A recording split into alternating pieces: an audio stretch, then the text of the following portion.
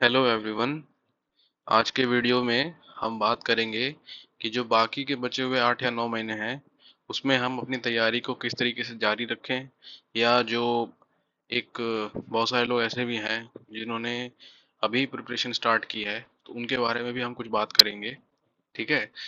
और 9 महीने में या 8 महीने में जो भी बचे हुए सितंबर, अक्टूबर, नवंबर, दिसंबर आगे के जो महीने हैं उसमें हमारी जो तैयारी होनी चाहिए वो कैसे कैसे धीरे धीरे आगे बढ़े, जिससे हम एक मोमेंटम गेन कर सके और हमारी तैयारी का पीक जो आए वो प्रीलिम्स के पहले पहले या प्रीलिम्स के आसपास आ सके, ताकि हम बड़ी आसानी से, या यूँ कहिए कि सक्सेसफुली अपना प्रीलिम्स क्लियर कर ले जाएं। ठीक है। तो कुछ सवाल मैंने पहले से ही नोट कर रखे हैं जो मुझे ठीक ठाक लगे, कि जो मेरी तैयारी के दौरान मेरे भी मन में आते थे। सबसे पहले तो यही सवाल है कि भाई क्या 9 महीने सफिशिएंट होते हैं? देखो, सफिशिएंट तो कुछ कहा नहीं सकता है।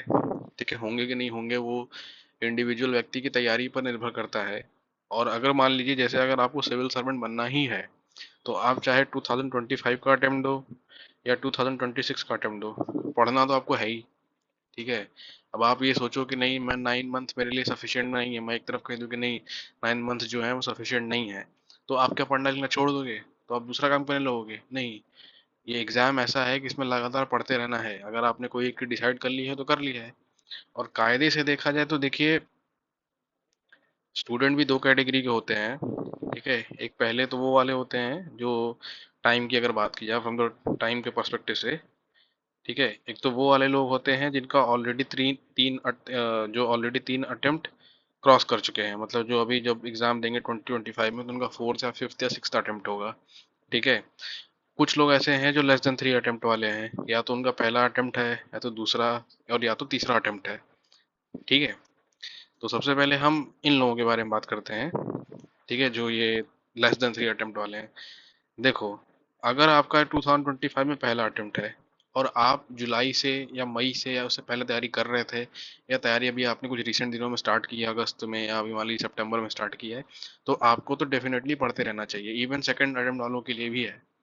ठीक है, कि आप तो भाई डेफिनेटली पढ़ते ही रहो। आपका कोई मतलब वो बनता ही नहीं है सेंस कि आप कोई दूसरी जगह जाके देखो या कुछ करो, या आप ये सोचने लगो कि मैं, ठीक है, पहले मैं 2025 का जो यूपीएससी सिविल सर्विसेज है मैं उसको बाद में दूंगा, मैं पहले कुछ ऐसे एग्जाम्स खोल लेता हूँ जिस जैसे अभी यूपी पीसीएस आने वाला है, या कोई और भी एग्जाम अभी आएंगे, कि मैं पहले वो कर लेता हूँ। 9 महीने में पीसीएस की तैयारी करना आसान है, या किसी और कॉम्पिटेटिव एग्जामिनेशन की तैयारी करना आसान है, आईएएस की तैयारी करना मुश्किल है। ये बहुत बड़ा भ्रम है आपका, बहुत बड़ी गलतफहमी है। 9 महीना बीतने में बिल्कुल टाइम नहीं लगता है। ठीक है, यहाँ यही चीज़ होती है। और एक बात हमेशा समझा कीजिए कि जो अदर एग्जाम्स होते हैं, या मान लीजिए आपके मन में कोई दूसरा विचार आ रहा है, आप चाहे जो कर लो, आपका चाहे पहला अटेम्प्ट हो, दूसरा हो, तीसरा हो, चौथा हो, पांचवा, छठवा हो, चाहे कोई सा भी अटेम्प्ट हो, आपको एक डेडिकेटेड 2 साल की प्रिपरेशन करनी ही करनी पड़ेगी, चाहे आप जो कर लो। और बाकी सारे एग्जाम्स के बारे में जो आप सोच रहे हो कि जैसे मैं एसएससी का एग्जाम दे दूं, या कोई बैंक का पेपर आ गया, या कोई और जैसे वैकेंसी आती रहती है बीच बीच में, 9 महीने का टाइम वैकेंसी आने के लिहाज से तो ठीक ठाक होता है भी। जैसे रेलवेज में बहुत सारी वैकेंसीज आती हैं, बहुत लोगों को लगेगा कि यार हम वो सब करने नहीं जाएंगे। ट्रस्ट में, जब लोगों के पास रोजगार नहीं होता है तो वो हर तरीके के चीज़ों को आजमाने की कोशिश करते हैं, ट्राई जरूर करते हैं। मेरा, अगर आप मेरा सजेशन लेना चाहते हो तो वो यही है कि देखिए, समय जो होता है यूपीएससी के पॉइंट ऑफ व्यू से ये बहुत कम होता है। ठीक है। अगर आप इस भ्रम में पड़े हुए हैं कि मेरा 9 महीने में से मैं इतना पढ़ दूंगा, मैं इतना पढ़ दूंगा कि मेरा 9 महीने में सिलेक्शन हो जाएगा, मैं प्री भी निकाल लूंगा, मैं मेंस भी निकाल लूंगा, इंटरव्यू निकाल लूंगा, तो ये भी एक बहुत बड़ा भ्रम है आपका। ठीक है, डिपेंड करता है आपकी मेहनत पे कि आप कितना हार्ड वर्क कर पाते हैं। और दूसरी चीज ये भी है कि यार 9 महीने में मेरा हो पाएगा कि नहीं हो पाएगा, ये भी आपका भ्रम है। ठीक है। तो मैं दूसरे एग्जाम्स की तरफ देखने लगता हूँ, मैं ये सब करने लगता हूँ, वे सब करने लगता हूँ। ठीक है। पर जैसे कि मैंने ये सब एग्जाम्स आपके बारे में बताया कि एसएससी बैंक, आप ये समझो यूपीएससी क्यों बहुत ज़्यादा लोग, जैसे ज़्यादातर बच्चे जो होते हैं यूनियन पब्लिक सर्विस कमीशन की तरफ क्यों आते हैं? भाई, क्लास 1 ऑफिसर की नौकरी जो होती है 5400 ग्रेड पे में, या कोई भी ऐसे बहुत सारे पद होते हैं, बहुत सारी ऐसी पोस्ट होती हैं जिसमें ज़रूरी नहीं है कि आप यूपीएससी के थ्रू ही जाओ। क्यों लोग इस एग्ज़ाम को इसके पीछे आते हैं? उसका कारण है, बिकॉज ये एग्ज़ाम डुएबल है, ये एग्ज़ाम क्लियर किया जा सकता है, हर साल लोग करते हैं। और सबसे बड़ी बात है एग्ज़ाम की पंक्चुअलिटी की। ये जो एग्ज़ाम होते हैं, विथ ऑल ड्यू रिस्पेक्ट, ये कायदे से देखा जाए तो जितने भी हैं 2 कौड़ी के एग्जाम होते हैं ये। ठीक है, अंत में even state public service commission के एग्जामिनेशन जो होते हैं वो भी ऐसे ही हैं। 5 साल में एक बार वैकेंसी आएगी, 5 साल में कुछ आएगा, कोई भरोसा नहीं कब इनका पेपर टल जाए कब कुछ हो जाए। बिकॉज आप ये समझो ना, यूपीएससी में कोई भी चेंज होता है, स्पेशली सिविल सर्विस एग्जामिनेशन में, ठीक है, कि अगर एक माइनर चेंज भी होगा कि नीली पेन की जगह पीली पेन लेके आनी है, ठीक है, वो भी एक हल्ला बन जाता है। टीचर उसका इतना बवाल काटने लगते हैं, या नेशनल सेंसेशन बन जाता है वो। आप समझ रहे हो ना, जब सीसैट इंट्रोड्यूस हुआ था तो कितनी बातें उसमें हुई थी। जबकि सीसैट बहुत दिन तक तो क्वालिफाइंग था, उसके बावजूद उसको नॉन क्वाली बहुत दिन तक तो क्वालिफाइंग था भी नहीं, उसके बाद फिर मतलब उसके मार्क्स मेरिट में ऐड होते थे, फिर उसके बाद कितना बवाल हुआ था, कितना उसके पीछे ये कहिए कि आंदोलन किया गया था। तो ये सब कोई छोटे मोटे एग्जाम नहीं है। तो ये कोई भी परिवर्तन अगर लाएंगे, कोई भी चेंज अगर लाएंगे, ये ऑप्शनल हटा रहे हैं, 32 से 27 ईयर्स ऑफ एज कर रहे हैं, या सर्विस विड्रॉ कर रहे हैं, कुछ भी कर रहे हैं, वैकेंसी टाइम पे आती है। अभी आप देखिए 2025 का कैलेंडर इसी साल आ गया है। अभी तो मई में आगे, 1.5 साल पहले ही आ गया था, 1 साल पहले। आप हर चीज अपना तरीके से प्लान कर सकते हो। ठीक है।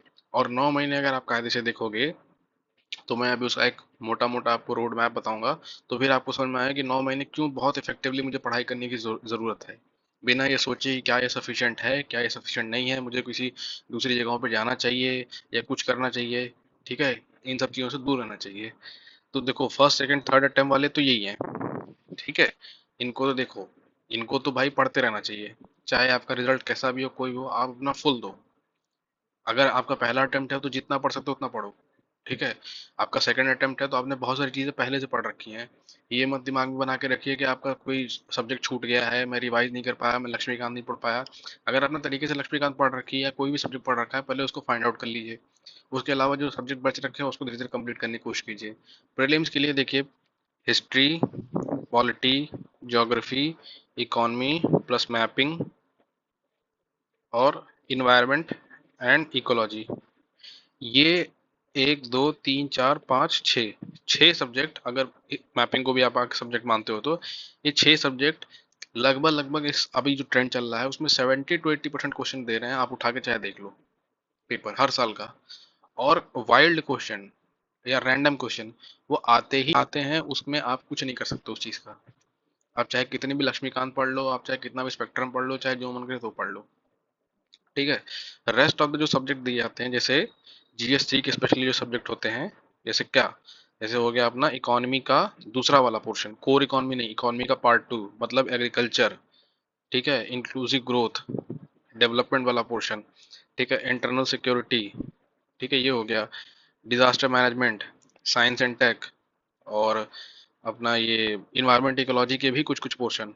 ठीक है, एथिक्स हो गया जीएस 4 में, प्लस एसए हो गया।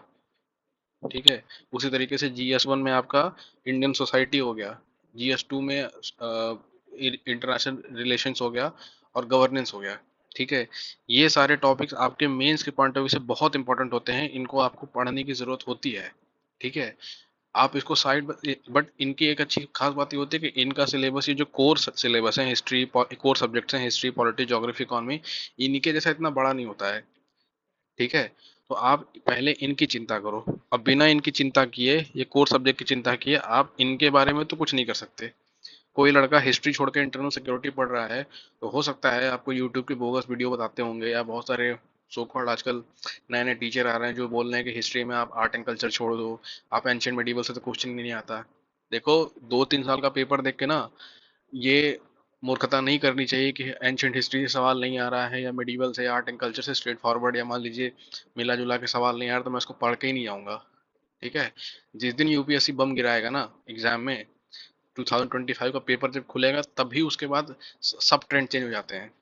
है ना, 2023 का जब पेपर 1 पेयर 2 पेयर 3 पेयर वाला आया तो ट्रेंड चेंज हो गया। 2024 वाला पेपर खुला तो अचानक से फिर ये हुआ कि एलिमिनेशन मेथड वापस आ गया है। ठीक है, अब 2025 में क्या होगा, क्या ट्रेंड रहा था, वो 2025 का पेपर जब आप खोलोगे, उसकी सील फाड़ोगे, पेपर खोल के अंदर देखोगे, तभी पता चलेगा। इसीलिए पहले से हर चीज पढ़ के जाइए, किसी के भरोसे मत रहिए। ठीक है, बिकॉज अगर आप फेल हो गए, आपका साल चला गया, तो कोई उसकी रिस्पॉन्सिबिलिटी लेने को तैयार नहीं रहेगा।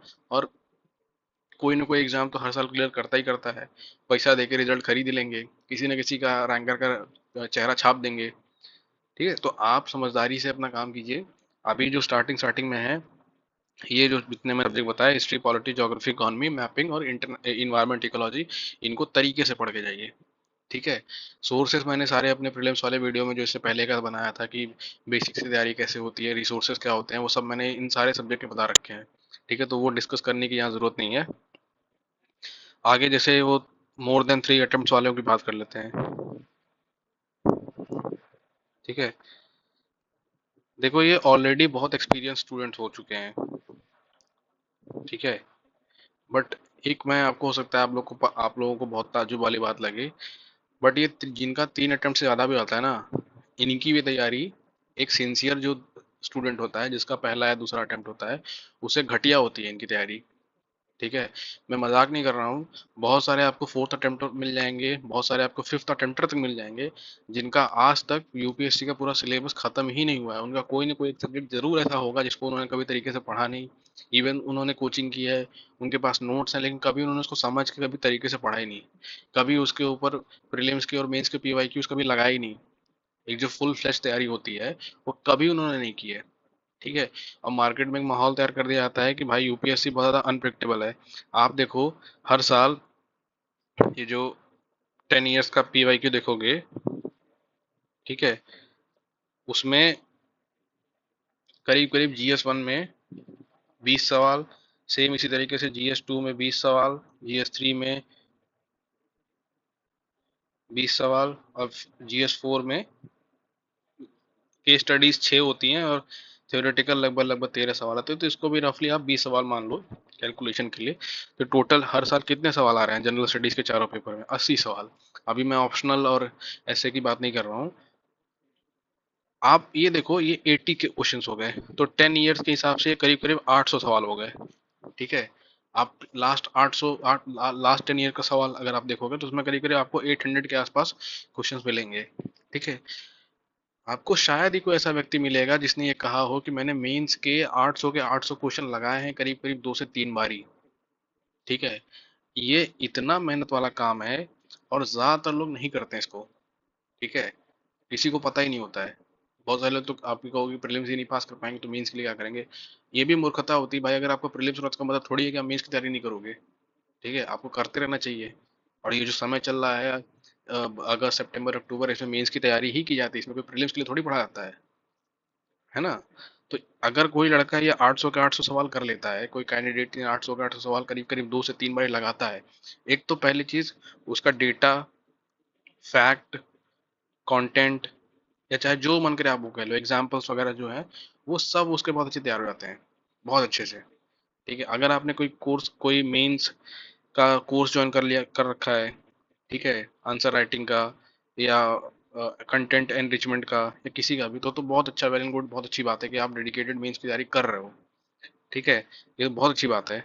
और हमेशा मेंस की प्रिपरेशन आपको प्रीलिम्स से फायदा तो करती है, चाहे ये रिकॉर्ड रहा है। हर साल आप लास्ट ईयर मेंस का पेपर उठा के देखो, उसमें जो जीएस के चारों पेपर में कोई भी करंट अफेयर का सवाल पूछ रखा है, उससे सीधा सीधा कोई ना कोई अगले साल जरूर प्रीलिम्स से पूछते हैं। ये अभी ट्रेंड रहा है बहुत रिसेंट सालों से। ठीक है। और करीब करीब आपके 3 से 4 सवाल स्ट्रेट फॉरवर्ड खाली ये मेंस का पिछले साल का पेपर देख के सॉल्व हो जाएगा, सीधे सीधे। जितना डेटा फैक्ट आप मेंस में तैयार करोगे उतना आप प्रीलिम्स से कर ही नहीं सकते हो। समझ में आया कि नहीं? तो जो 3 अटेम्प्ट वाले हैं, यार देखो, अगर आपकी फाइनेंशियल कंडीशन बहुत ऐसी गड़बड़ है, ठीक है, फाइनेंसेस आपको नहीं मिल रहा है कि काम करना पड़ेगा, तो ये आपका कॉल है। अगर आपको ऐसा लगता है कि नहीं, मेरी तैयारी में बहुत कमी नहीं है, मुझे लगातार पढ़ते रहना चाहिए, मुझे आपको समझाने की ज़रूरत नहीं है, आप बहुत ज़्यादा आपको एक्सपीरियंस मिल चुका है, बहुत सब कुछ आप समझ चुके हो, 4th 5th 6th अटेम्प्ट वाले, आपको अपनी वही ह्यूमन प्रॉब्लम पे काम करना है कि मैं लगातार साल भर सस्टेन कर ले जाऊं, अकेलापन, फ्रस्ट्रेशन, पैसे की समस्या है, ये सब जो है, उनसे दूरी बना कर रखूं। तो अगर आपको ये लगता है कि नहीं, मुझे पैसा इकट्ठा कर लेना चाहिए, कहीं से अगर आपको किसी दोस्त यार सुधार मिल रहा है, या कोई आपके भाई बहन है, या कोई कुछ है, आप सिर्फ और सिर्फ अपने पैसे की चिंता करो और लगातार पढ़ते रहो। ठीक है। ये आपका टोटल आपका कॉल है। उसके अलावा जो ये कहें कि नहीं, मुझे पढ़ाई लिखाई जारी रखनी चाहिए, इसमें तो कोई डाउट ही नहीं है कि आपको जारी रखनी चाहिए कि नहीं जारी रखनी चाहिए। भाई बिल्कुल जारी रखनी चाहिए। आप बहुत क्लोज हो सिलेक्शन के।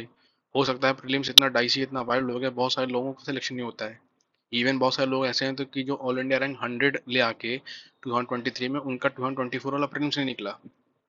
तो उतना अपने आप को हताश या निराश करने की जरूरत नहीं है, आप लगातार पढ़ते रहिए। ठीक है। तो अगले सवाल के तरफ देखते हैं। और हाँ, इस जो पूरा मैंने आपको ये चीज़ें बताई है फर्स्ट सेकंड थर्ड ईयर से, कुछ भी अगर आपको पूछना हो, कुछ भी आप बेझिझक होकर मुझसे कमेंट में पूछेगा, या जो टेलीग्राम ग्रुप का लिंक दे रखा है आप उससे पूछेगा। ठीक है। अब जैसे अगला सवाल ही मैंने लिख रखा है कि do I have to focus on mains and for how much time. ठीक है।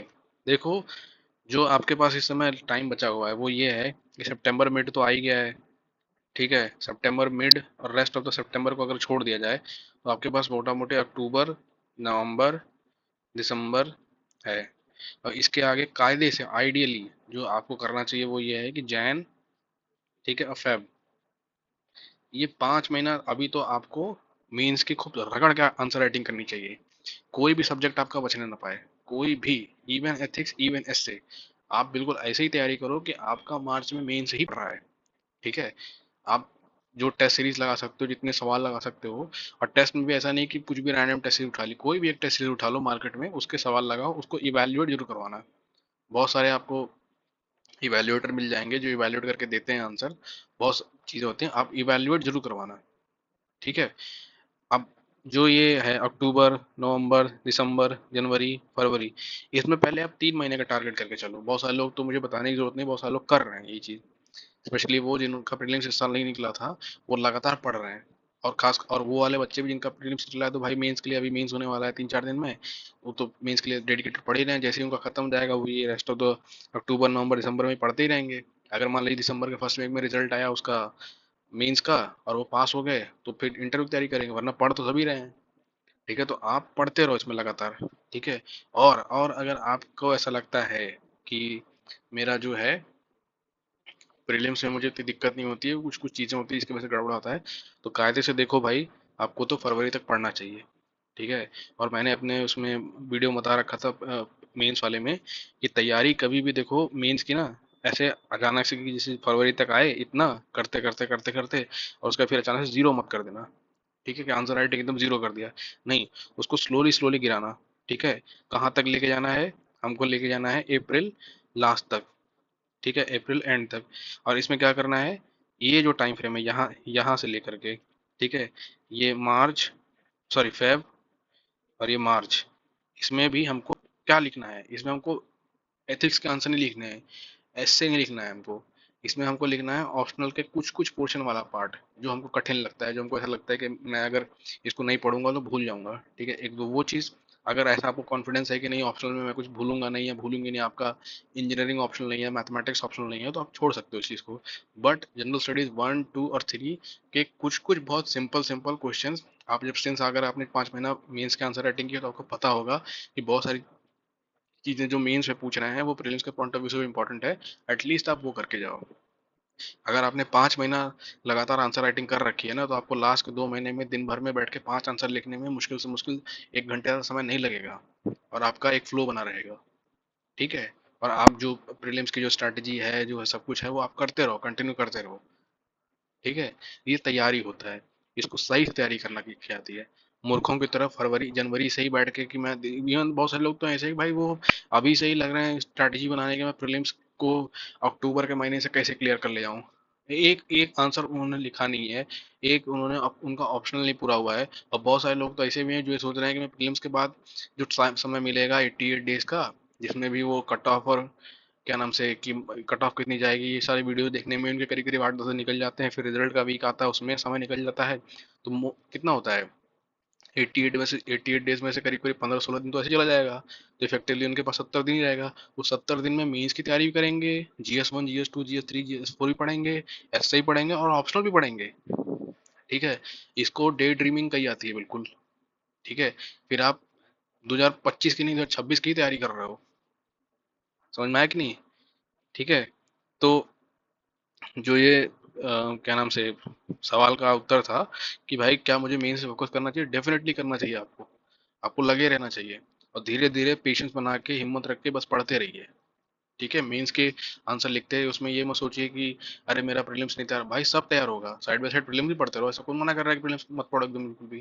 थोड़ा थोड़ा जैसे आप दिन भर में आंसर लिख रहे हो, अभी सीख रहे हो, ठीक है, मान लीजिए आप 8 घंटे बैठ के पढ़ रहे हैं, तो 5 घंटे 6 घंटे मेंस के लिए पढ़ो, 2 घंटे बैठ के आप प्रीलिम्स के लिए पढ़ो, प्रीलिम्स के पढ़ना ही रहता है, पीवाईक्यू तो लगाना है बैठ के, और क्या उसके लिए अलग से है। बाकी जो आप सब्जेक्ट जो सिलेबस तैयार कर रहे हो वो तो आप मेंस और प्रीलिम्स दोनों का तैयार कर ही रहे हो। सब्जेक्ट कोई मत छोड़ के जाना, इंटरनल सिक्योरिटी सब सब सब कुछ पहले से पढ़ के जाना, चाहे वो प्रीलिम्स का हो चाहे मेंस का ही हो। ठीक है। अब अगला वो है सब है कि how to manage different subject. देखो पहले तो जैसे मैंने कहा कि अगर आपके सारे subject first second third attempt तक है, या आपके कुछ कुछ सब्जेक्ट तैयार हो गए हैं, ठीक है, कि हिस्ट्री तैयार हो गया है, पॉलिटी बहुत सारे हर जगह इंस्टीट्यूट में फाउंडेशन कोर्स में पॉलिटी ही सबसे पहले स्टार्ट की जाती है, और लोग इंडिविजुअल स्तर पर भी ज़्यादातर पॉलिटी ही स्टार्ट करते हैं, तो कुछ तो सब्जेक्ट आपके तैयार हो ही गए होंगे। ठीक है, जो सब्जेक्ट आपके कंप्लीट हो गए हैं, ठीक है, एक पीवाईक्यू का पेपर उठाओ, ठीक है, यूपीएससी की वेबसाइट पे आपको मिल जाएगा, उसको एज इट इज डाउनलोड कर लो, और उसमें से खोज खोज के इसके सवाल देखो कि पॉलिटी के, या जो भी सब्जेक्ट आपका कंप्लीट हो गया है, पॉलिटी का कंप्लीट हो गया तो पॉलिटी के पीवाईक्यू देखो कि मेरे को कौन कौन सा सवाल आता है, उसमें पैटर्न खोजो, उसमें ट्रेंड खोजो, उसमें वो स्टेटमेंट खोजो कि कौन कौन से सही हो रहे हैं, और ये भी खोजो कि मैं कौन से स्टेटमेंट बिना पढ़े लिखे सही कर पा रहा हूँ कि नहीं कर पा रहा हूँ। ठीक है, ये आपको बहुत हेल्प करेगा, ट्रस्ट मी, आपका बहुत टाइम बचाएगा। वरना इतना आप पढ़ते रह जाओगे, आपका सवाल सही नहीं होगा। नॉलेज की अप्रोच जो होती है बहुत खतरनाक रहती है। वैसे प्रायोरिटी तो नॉलेज को दी जाती है, बट नॉलेज भी एक स्मार्ट तरीके से अगर आप यूज करोगे तो आपका काम जरूर हो जाएगा। ठीक है, जो लोग कहते हैं ना लक्ष्मीकांत सफिशिएंट नहीं होती है, वो बहुत सारी चीजें नहीं जानते हैं। ठीक है, या जानबूझ के मिसलीड करते हैं ताकि आप उनका कोर्स खरीदो कि नहीं लक्ष्मीकांत से नहीं, ये हमारे कोर्स से होगा, ये होगा। ठीक है, तो इससे दूरी बना के रखनी है। दूसरा, ऑन गोइंग सब्जेक्ट जो है, ठीक है, तो एक अपना टाइम फिक्स कर लीजिए, डिसिप्लिन इसमें बहुत ज़रूरी है कि मैं जिस दिन भर में, अगर मान लीजिए आपने कहीं से ऑनलाइन कोर्स परचेज कर रखा है, वीडियो लेक्चर ले रखा है, या मान लो क्लासेस जा रहे हो, तो टाइम आपका फिक्स होगा कि मेरे को इतना टाइम क्लासेस में आना है, ये करना है वो करना है। जितना भी टाइम आपका बचता है, ठीक है, धीरे धीरे जितना भी चीज़ें कवर होती है उस पर बिल्कुल कमांड बना के रखो। ये जो सब्जेक्ट कंप्लीट हो गया है, इसका रिवीजन तो करना ही करना है। रिवीजन करने में कितना समय लगेगा? ठीक है, पढ़ने में कितना समय लगेगा? बहुत रिलेट इनके कंपेरेटिवली जो आप 6 घंटा 7 घंटा दोगे उसके कंपेरिजन बहुत कम लगेगा। धीरे धीरे स्लोली स्लोली एक एक घंटा 40 40 मिनट बैठ के उसको रिवाइज करते रहिए। जैसे पॉलिटी है, 40 मिनट उसको रिवाइज कर लिया, 4 पन्ने 5 पन्ने जितना भी रिवाइज कर सकते हो रिवाइज करते रहो। ठीक है, एक दिन में डिसाइड कर लो कि मैं जो है पीवाईक्यूज में से हर दिन कम से कम 20 से 25 एमसीक्यू लगाऊंगा, प्रीवियस ईयर क्वेश्चन में से भी। ठीक है, और उसके बाद जो ऑनगोइंग सब्जेक्ट है उसको भी थोड़ा थोड़ा इसी तरीके से करके बैलेंस करके कि थोड़ा अभी समय दे दिया, थोड़ी अभी समय, कुछ चीज़ें छूटेंगी बट वो एक सर्टेन रेंज में रहेंगी। ऐसा नहीं रहेगा कि बिल्कुल ही छूट गया। ठीक है, तो अपने आप को बिल्कुल एकदम जैसे वो होता नहीं कि वो रस्सी पे एक वो करतब दिखाती है, डंडा लेके या कोई आदमी डंडा लेके, बैलेंस बना के बिल्कुल चलना है, इधर उधर कुछ होने ना पाए। ठीक है, कि ऑन गोइंग सब्जेक्ट और कंप्लीटेड सब्जेक्ट में बिल्कुल एकदम बैलेंस बना के चलना है। यही 2 महीने 3 महीने जहाँ आप ये सब चीज़ें कर दोगे, मैं मजाक नहीं कर रहा हूँ, 2 3 महीने जब जो ये सब चीज़ें आप कर दोगे, आपका सब कुछ एकदम बैलेंस हो जाएगा। और दूसरा ये कि जो जिनका कोचिंग वोचिंग जो कर चुके हैं, जिनकी तैयारी हो चुकी है, जिनको अभी वो सब्जेक्ट नहीं खत्म करना है, सब कुछ है कि भाई उनको रिवीजन करना है, आंसर करना है, वो तो भाई एकदम बिल्कुल जितनी तेज रफ्तार से भाग सकते हो उतनी तेज रफ्तार से भागो। ठीक है, जितना आप हार्ड वर्क कर सकते हो, जितना ज़्यादा, ठीक है, जितना ज़्यादा आंसर लिख सकते हो, जितनी बार पीवाईक्यू लगा सकते हो उतनी बार लगाओ। मॉक फॉर्मेट में बैठ के लगातार लगाओ। मार्केट में बहुत सारी कंपाइलेशन की बुक आती हैं, या आप इंटरनेट से सर्च करके अपने खुद के नोट बना सकते हो, एक्सप्लेनेशन उसके नोट कर लीजिए। वैसे मेरा भरोसा कीजिए, सवाल एक्सप्लेनेशन तो रिपीट तो होते नहीं है, एक्सप्लेनेशन का बहुत कुछ काम होगा, बट स्टिल अपने मन के दिलासे के लिए आप उसको भी एक एक प्रीवियस ईयर कंपाइलेशन की बुक ले लीजिए, उससे आपका काफ़ी समय बच जाएगा। ठीक है, तो ये हो गया। उसके अलावा हाँ, इसमें एक चीज़ ये भी कर सकते हैं कि जैसे अगर आप जो जो लोग कोचिंग नहीं कर रहे हैं, जिनकी कोचिंग हो चुकी है या जिनका एक बेसिक सिलेबस बेसिकली सेकंड या थर्ड अटेम्प्ट वाले जो हैं, वो क्या कर सकते हैं कि वो 1 डे अल्टरनेट 1+1 डे का एक फॉर्मूला बना लीजिए। ठीक है, या आधे दिन को वो कर लीजिए कि 1/2 डे और 1/2 day, first half second half में। तो वो ये कर लीजिए कि या तो एक दिन जीएस पढ़ लीजिए, फिर नेक्स्ट डे ऑप्शनल पढ़ लीजिए, या पहले हाफ में जीएस पढ़ लीजिए, दूसरे हाफ में ऑप्शनल पढ़ लीजिए। इस तरीके से करके आप एक प्लान बना लीजिए और इस प्लान पर टिके रहिएगा। ये प्लान एक दिन 2 दिन बहुत आपको ऐसा लगेगा कि दुनिया का सबसे ज़्यादा बर्बाद काम मैं कर रहा हूँ, बट लॉन्ग टर्म में आपको बहुत बेनिफिट देगा, बहुत ज़्यादा। ठीक है। होता क्या है कि हम एक सब्जेक्ट जो पढ़ना स्टार्ट करते हैं, कि जैसे मान लो हिस्ट्री हिस्ट्री पढ़ रहे हैं, हिस्ट्री एक ऐसा सब्जेक्ट है, उसको उसका रिवीजन करने में भी आपको काफी समय लग जाएगा। और आपके दिमाग के एक हिस्से में ये रहेगा कि मेरा कुछ छूट रहा है। आप पढ़ तो रहे हो, हिस्ट्री पढ़ रहे हो, बट आगे दिमाग में मैंने पॉलिटी पढ़े हुए मेरे बहुत दिन हो गया, ऑप्शनल पढ़े हुए बहुत दिन हो गया, और बात सही है, बहुत दिन तो हो ही गया है। तो उसके लिए पैरेलली एक दो सब्जेक्ट चलाते रहिए। ठीक है। और दिन भर जीएस पढ़ के भी मन खराब हो जाता है, तो भाई ऑप्शनल पढ़ लो या कोई दूसरा सब्जेक्ट चला लो। ठीक है। अब अगला जो सवाल है हमारा कि how to manage P Y Qs. देखो, पी वाई क्यूज मैनेज करने का कोई बहुत अलग से तरीका नहीं होता है कि पी वाई क्यूज कैसे सॉल्व किया जाए, पी वाई क्यूज कैसे किया जाए। देखो, मेंस का तो बहुत स्ट्रेट फॉरवर्ड है। जो सब्जेक्ट आपने पढ़ लिया है, जो टॉपिक आपने पढ़ लिया है, आप उसका प्रीवियस पेपर निकालो। ठीक है। बहुत सारे मार्केट में आपको, जैसे मैंने बुक कहा था, वो खरीद लेना, मॉडल आंसर वाली। ठीक है। उसको स्टडी आई क्यू पब्लिकेशन का है, उनके अभी लेटेस्ट निकली हुई है, बड़ा अच्छा उन्होंने लिख रखा है, आप वो ले सकते हो। वरना आपको जो मन करे आप ले सकते हो, मेरे पास वही है तो मैं वही बता रहा हूँ। ठीक है। तो आप एक बारी, क्या नाम से, मॉडल आंसर के थ्रू एक आंसर लिखने की कोशिश कीजिए, धीरे धीरे धीरे धीरे, और प्रीवियस क्वेश्चन पर टिके रहिएगा। बिना मतलब के फालतू की टेस्ट सीरीज और उसके चक्कर में पड़िए कि उसके बाद मैं बहुत डेडिकेटेड मैं कर लूंगा। हाँ, टेस्ट सीरीज ले लीजिए, हफ्ते में 10 दिन में एक टेस्ट दे लीजिए, ताकि आपको एक फुल फ्लेश टेस्ट लिखने का एक्सपीरियंस पहले से हो रखा रहे, एग्जाम के प्रीलिम्स के पहले पहले हो रखा रहे। ठीक है। ऐसा ना रहने पाए कि बिल्कुल ही आप प्रीलिम्स और मेंस के बीच में जाके आप उसमें स्ट्रगल कर रहे हैं कि मेरा तो भाई 20 सवाल ही नहीं कंप्लीट हो पा रहा है। कुछ कुछ चीजें आप या पूरी तरीके से तैयारी आप पहले ही करके रखिए। ठीक है।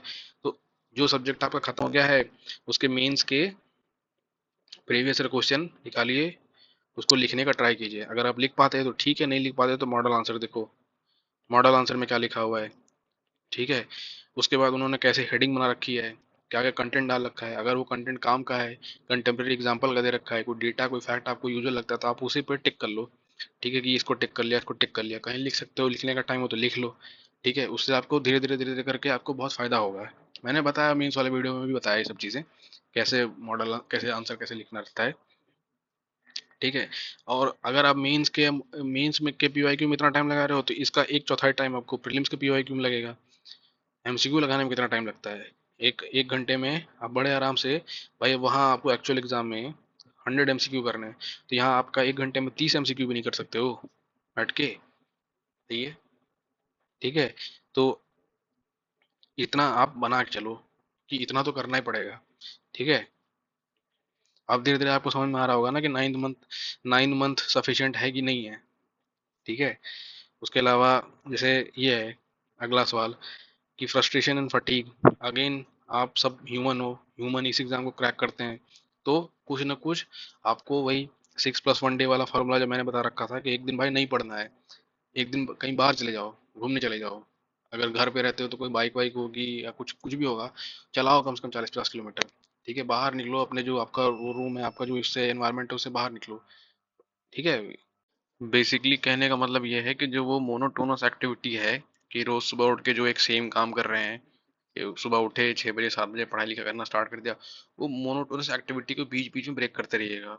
एक मैंने कहीं बड़ा अच्छा तरीका सुना था कि जैसे अगर आप पढ़ते पढ़ते बहुत थक गए हो, तो कोई ऐसा 6+1 डे का मत अपनाओ। आप क्या करो, आप पढ़ते रहो। ठीक है। लगातार 7 दिन 8 दिन करके ऐसे पढ़ते रहो। ठीक है। और बीच में जब किसी दिन आपको ऐसा अपने आप खुद लगेगा कि आप बहुत फटीग आ गया, बहुत बोर्डम हो गया है ना, तो उस दिन उसके उसके नेक्स्ट 1 डे जो है आप सोते रहो खाली, दिन भर खूब दबा के सो। ठीक है। और सोने के बाद अपने आप ही आपका मन करेगा कि कुछ तो पढ़ना ही है, डर लगेगा, या आप ऐसे ही सो सो के परेशान हो जाओगे। ठीक है। तो उससे भी काफी दिमाग फ्रेश होता है, कभी रिलैक्स हो जाता है। जैसे है ना, सुबह 6 बजे उठने के बजाय आप दिन भर सो पहले, वो दोपहर में भी सोया, खाना उस दोपहर में उठे, खाना खाया, फिर सो गए। ठीक है। फिर पूरा दिन भर सोए, फिर नेक्स्ट डे उठे, फिर अपना पढ़ाई लिखाई जैसा है वैसा करो। तो ये सब तरीके अपना अपना सकते हो। कहने का मतलब ये है कि बस वो जो मोनोटोनस एक्टिविटी है उसको ब्रेक करना है। ठीक है। ताकि नेक्स्ट जो आपका साइकिल है, नेक्स्ट वीक का जो साइकिल है, आप उसको बहुत एनर्जेटिकली कंप्लीट कर सको। ठीक है।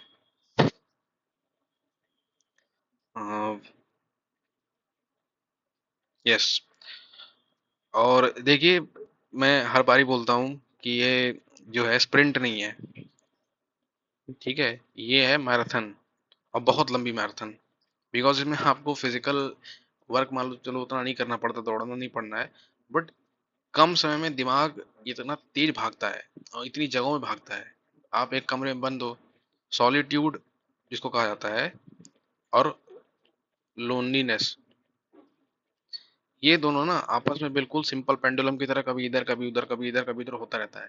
सॉलिट्यूड का मतलब क्या हो गया? एकांत, है ना? एकदम शांत, बिल्कुल कमरा आपका, दिमाग आपका शांत होना चाहिए। ठीक है, जैसे आपका रूम अगर अनऑर्गेनाइज्ड है तो आपका दिमाग भी अनऑर्गेनाइज्ड रहेगा। ठीक है, और लोनलीनेस क्या होता है? फालतू फालतू के विचार आना, कि आपके जीवन में कोई दोस्त नहीं है, आपके जीवन में कोई बात करने वाला नहीं है। जब आप पढ़ाई लिखाई नहीं करोगे, एक दिन के लिए आप पढ़ना छोड़ दो, ठीक है, उसी दिन आप खाली रहोगे, उसी दिन सबसे ज्यादा आपके विचार आएगा। सबसे ज्यादा अगर आप आलस कर रहे हो, वो रेस्ट लेने वाले दिन के अलावा अलावा की बात कर रहा हूँ, कि आप उस दिन आलस कर रहे हो, आप पढ़ नहीं रहे हो, आप डिसिप्लिन में नहीं हो, ठीक है, आप इसी चीज का शिकार हो जाओगे। आपके इतने दिमाग में इतने बुरे बुरे विचार आएंगे ना, इसकी कोई सीमा नहीं है। ठीक है, बट वही अपने आप को उस बटरफ्लाई मोमेंट से आगे निकल जाओगे, कि नहीं पढ़ना है भाई, बैठ के आंसर लिखना है, आलस तो आता रहेगा। एक जीवन में एक सर्टेन अमाउंट ऑफ टाइम के लिए मेहनत कर लेंगे तो हमारा जीवन बहुत अच्छा हो जाएगा, बहुत समय बच जाएगा, और हम इस जो हमारा फेज है हम इससे आगे निकल जाएंगे, इससे बच के आगे निकल जाएंगे। ठीक है, वरना क्लियर करने वाले तो हर साल ही क्लियर कर ही रहे हैं, जिनको नहीं करना है वो भी हर साल लोग आए आते ही हैं। आप डिसाइड करो कि आपको किस वाले ग्रुप में आना है। अगला सवाल है कि भाई, प्रीलिम्स के लिए डेडिकेटेड पढ़ाई लिखाई कब से स्टार्ट करें? तो दो चीज़ें हैं, या तो प्रीलिम्स के लिए अभी से पढ़ो ही मत, ठीक है, कि अभी जो सितंबर अक्टूबर का महीना चल रहा है इसमें एकदम प्रीलिम्स बंद कर दो। पूरा सितंबर से लेकर के अक्टूबर नवंबर दिसंबर जनवरी फरवरी पूरा पूरा बैठ के खाली ये आप मेंस मेंस पढ़ते रहो, कि मेंस पढ़ना है, मेंस पढ़ना है, मेंस पढ़ना है। उसके बाद प्रीलिम्स पढ़ो ही मत, छुओ मत, प्रीलिम्स का एमसीक्यू मत लगाओ, कुछ मत करो। बट उससे एक चीज़ ये होगी कि फिर आपको मार्च में जाके, अप्रैल में जाके, मई में जाके आपको डेडिकेटेड पढ़ना पड़ेगा, क्योंकि आपने जो इतना ये इकट्ठा कर रखा है वो वहां जाके होगा। और हो भी पाएगा कि नहीं हो पाएगा पता नहीं। तो उससे तो ज्यादा अच्छी समझदारी यही है ना कि आप धीरे धीरे, मतलब अभी से ही पढ़ते रहिए, थोड़ा थोड़ा थोड़ा करके। एमसीक्यू जैसे मैंने बताया कि प्रीलिम्स के जो एमसीक्यू पीवाईक्यूज उनको लगाते रहिए, अंत में वही करना है ना। तो फिर आपको एक, कब आपकी गाड़ी, जैसे वो एक कौन से पढ़ते होगे आप, डेल्टा करके, ठीक है, कि रिवर्स का डेल्टा होता है, ठीक है, आप उसमें क्लियर कट आप डिस्टिंक्शन कर ही नहीं पाओगे कि कब नदी जाके उसमें समुद्र में मिल जाती है। उसी तरीके से आपकी तैयारी होनी चाहिए। कब आप प्रीलिम्स की तैयारी कर रहे हो, मेंस की तैयारी कर रहे हो, और धीरे धीरे करते करते कब आप प्रीलिम्स क्लियर कर ले गए, उसका कोई डिस्टिंक्ट टाइम फ्रेम नहीं रहेगा, डिस्टिंक्ट कोई ऐसा टाइम की रिक्वायरमेंट नहीं रहेगी, किसी को पता नहीं चलेगा। लेकिन आपने लगातार तैयारी कर रखी है, 8 महीना मेंस पढ़ा है तो 8 महीना प्रीलिम्स पढ़ा है, ठीक है। तो ये बैलेंस बना के चलना है, थोड़ा थोड़ा थोड़ा थोड़ा करते करते करते करते आपका हो जाएगा। तो मेरे हिसाब से तो यही है कि अभी भाई करना ही क्या रहता है, रात को बैठ के जैसे आप प्रीलिम्स के लिए अलग से क्या पढ़ना है, वही एमसीक्यू लगाना है, पीवाईक्यू जो है यूपीएससी के वो लगाना है।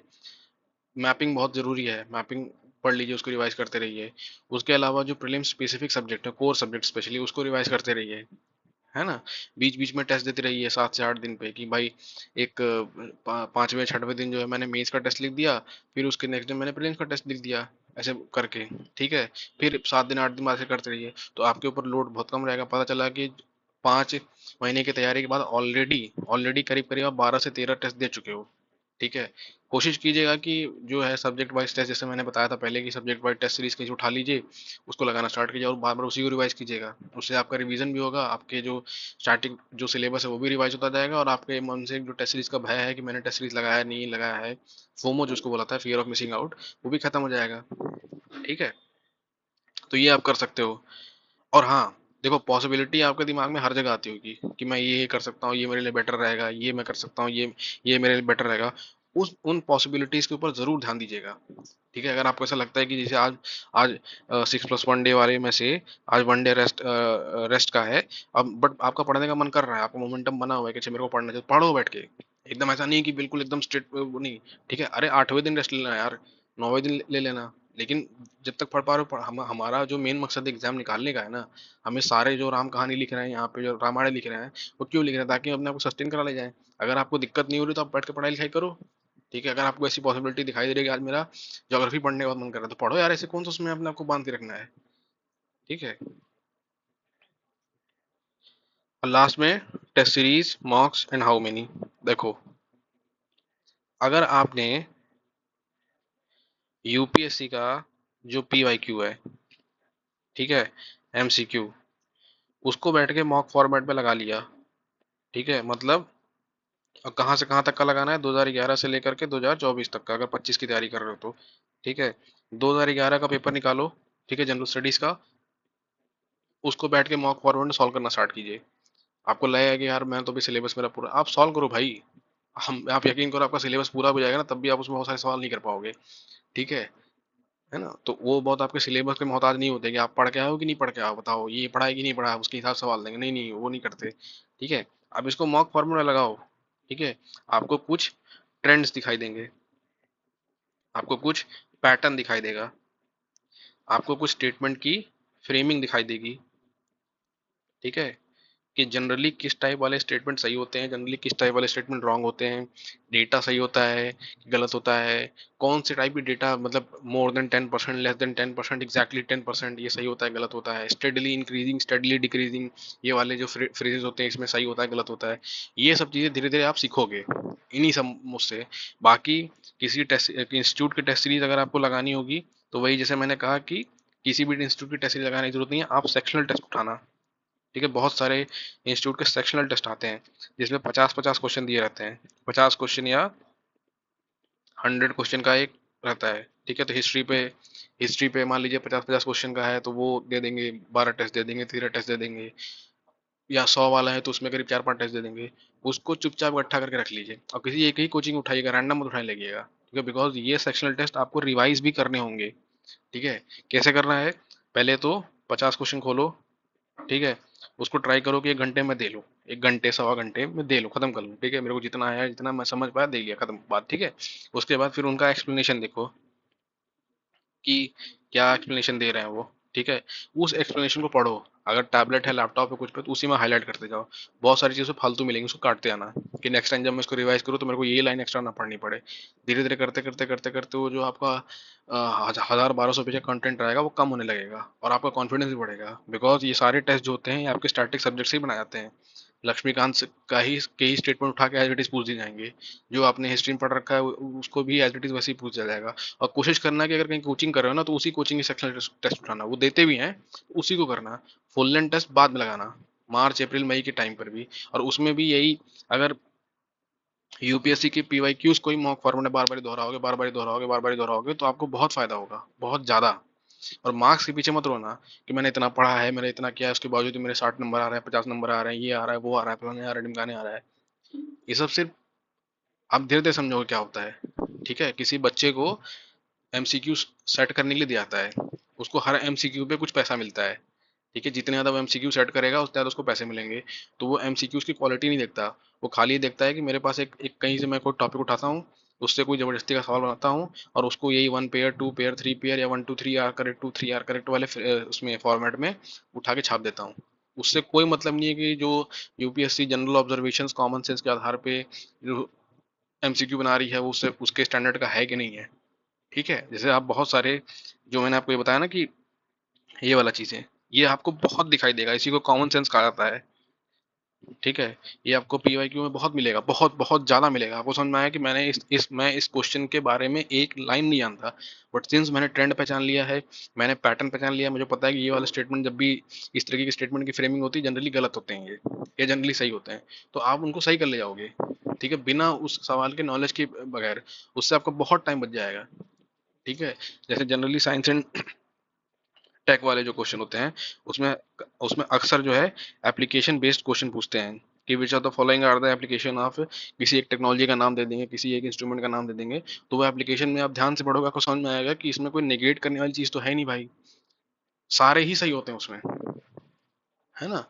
और वास्ट लेवल पे या ब्रॉड सेंस पे जो आदमी समझना सीख जाएगा, उसका कभी सवाल गलत नहीं होगा, उसका प्रीलिम्स कोई नहीं रोक सकता है। जैसे एक अभी लास्ट 2024 वाले में एक सवाल आया था कि एक क्या था, बटरफ्लाई, है ना, एक फ्रॉग, एक समथिंग कोई फिश, ऐसे करके तीन चीज दे रखे थे, इसमें पूछा था कि कौन सा टॉक्सिक है, किसकी स्पीसीज हैं वेनेमस होती हैं, है ना, कि बटरफ्लाई का कौन सा स्पीसीज, मतलब इसमें दे देंगे कोई एक स्पीसीज इनकी, इन तीनों में से किसकी स्पीसीज कोई भी हो सकता है, जैसे फ्रॉग की बहुत सारी होती है ना, बटरफ्लाई के कई कई टाइप होते हैं, फिश फिश के बहुत सारे टाइप होते हैं, तो कौन सा इसमें ऐसा है जो वेनमस होता है, तो भाई तीनों ही होते हैं। कैसे होते हैं तीनों? अब आपने देखा तो नहीं है ना पूरी दुनिया में जाके, अभी रिसर्च तो हुई नहीं है, ऐसा तो है नहीं कि जितना हमने खोज लिया वही है, उसके अलावा कुछ हो नहीं सकता है। कोई कहीं निकल आया तो, भाई जो मेढक होता है, फ्रॉग होता है, वो तो जहरीला होता ही होता है, बहुत सारी जगह मिलेगा। ठीक है, फिश होती है। अब वेनमस से टॉक्सिक होने का मतलब क्या खाली जहर देके मार देना ही होता है? अरे बहुत सारी फिश होती है भाई, करंट भी मारती हैं।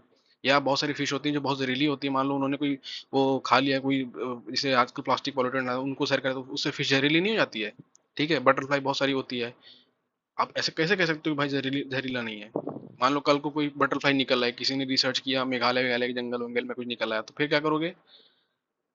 तो यूपीएससी कभी भी ऐसा कंट्रोवर्शियल स्टेटमेंट नहीं देता, तो उसमें जनरली ये ऑल ऑफ द करेक्ट होता है। तो अब आप बैठ के ये नहीं करने बैठे होगे ना कि अच्छा नेक्स्ट ईयर में जो है बटरफ्लाई की 150 स्पीसीज याद कर रहे हैं, फ्रॉग की 150 स्पीसीज याद कर रहे हैं ना, या फिश की याद कर रहे हैं कि कौन कौन सा वेनमस है, कौन कौन सा टॉक्सिक है।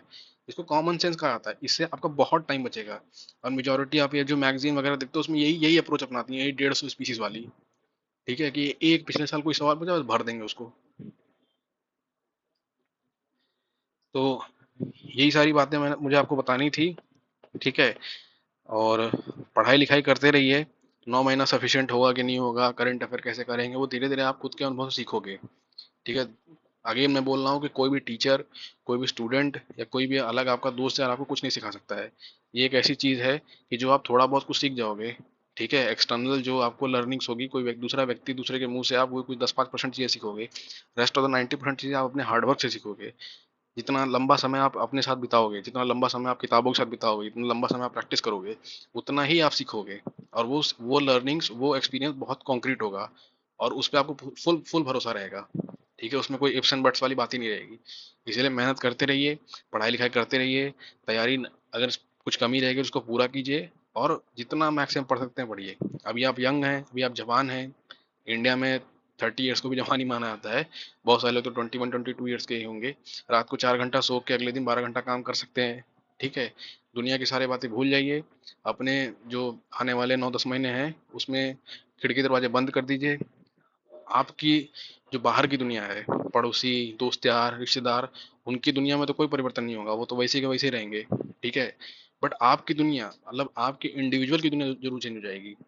ठीक है, आपके प्रति लोगों का व्यवहार और आपका जीवन बहुत अच्छा हो जाएगा, यकीन मानिए।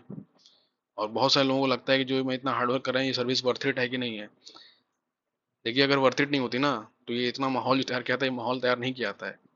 ठीक है, आप जब अकेडमी में जाओगे, चाहे जिसमें भी जाओगे, लवासना में या एनपीए में, नेशनल पुलिस अकेडमी जो है, या वो शिमला में जो Indian audit and account services है उसकी अकेडमी है, national audit and account service academy, वो कहीं पर भी जाओगे आपको जो ट्रीटमेंट मिलेगा, वो आपको लगेगा कि यस मैंने जो मेहनत की थी वो बहुत कामयाब रही है। ठीक है, अचानक से रातों रात आपकी दुनिया चेंज हो जाएगी। वो गोल्डन पीडीएफ जो बोला जाता है कि फाइनल मेरिट लिस्ट में आपका नाम आ गया है, वो बहुत आपका अगला पिछला सब सुधार देगा। ठीक है, तो मेहनत करते रहिए, पढ़ाई लिखाई करते रहिए। ठीक है, कुछ पूछना होगा तो अगेन वही है, कमेंट में पूछ लीजिएगा, या चाहे जो टेलीग्राम ग्रुप है उसमें आके पूछ लीजिएगा। Thank you.